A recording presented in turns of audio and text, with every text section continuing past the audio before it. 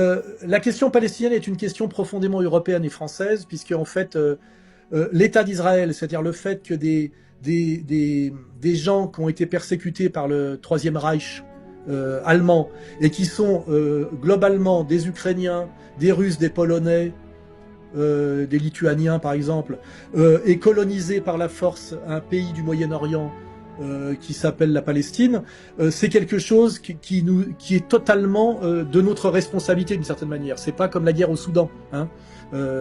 Donc il y a une tradition française qui remonte en réalité même avant la création de l'État d'Israël, hein, qui remonte aux années 30, de se sentir responsable et de s'exprimer sur cette injustice et cette incohérence, puisque je rappelle que cette épopée coloniale d'un État théocratico-militaire expansionniste contrevient totalement au sens de l'histoire, puisque ça s'effectue dans une période de décolonisation générale, hein. C'est ça comment dirais-je, le substrat. Donc il y a des réseaux pro-palestiniens en France qui n'ont pas besoin de venir de Palestine, qui sont des réseaux de gens qui sont des antiracistes, des humanistes, des décoloniaux. La cause palestinienne en France n'a pas besoin de financement, par exemple. C'est pas les Palestiniens qui auraient les moyens de financer quoi que ce soit. Simplement, ça s'exprime naturellement par ce qui se passe en Palestine, et notamment en ce moment à Gaza, depuis, je rappelle, 1947. Hein. Voilà, ça fait partie des combats de la gauche française, de la gauche honorable. Hein.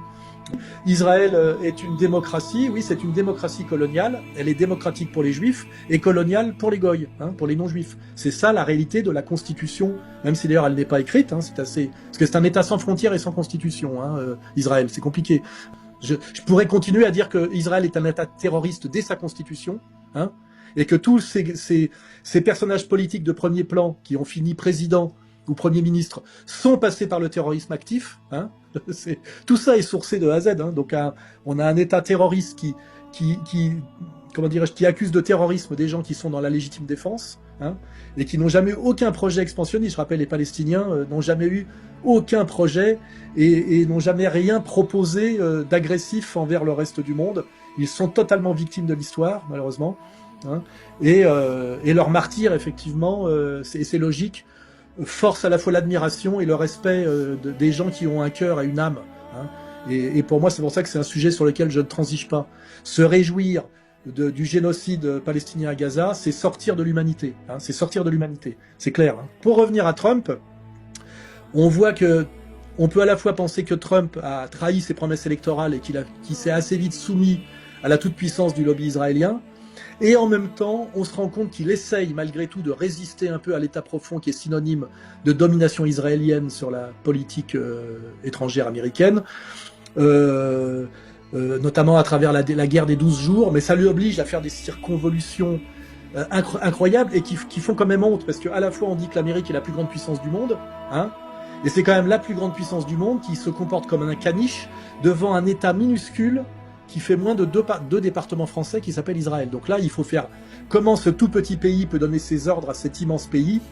C'est là qu'il faut réfléchir qu'il y a peut-être ce qu'on appelle des réseaux, des lobbies, des minorités agissantes, et qu'effectivement Israël ne se réduit pas à l'État d'Israël, qu'il y a peut-être quelque chose de l'ordre de la communauté sioniste internationale et de sa puissance internationale, notamment en Occident, au niveau des instances, de ce qu'on appelle la superstructure généralisée. Et cette séquence historique, on est en train d'en sortir par je dirais, le martyre des Palestiniens.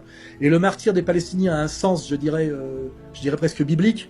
C'est ce qui fait éclater le mensonge qu'on subit depuis les années 80, depuis que le terme Shoah a été inventé par, je rappelle, un Français, hein, qui s'appelle Claude Lanzmann. Avant, ça n'existait pas. On est à la fin des années 70. Le martyre des Palestiniens a un sens, je dirais, transcendant, pour que la morale quand même triomphe malgré leur souffrance ignoble. C'est que c'est en train de pulvériser ce bouclier shoatique qui était un bouclier de mensonge du point de vue de son utilisation politique, et qui fait qu'à un moment donné, on va pouvoir enfin regarder les sionistes les yeux dans les yeux.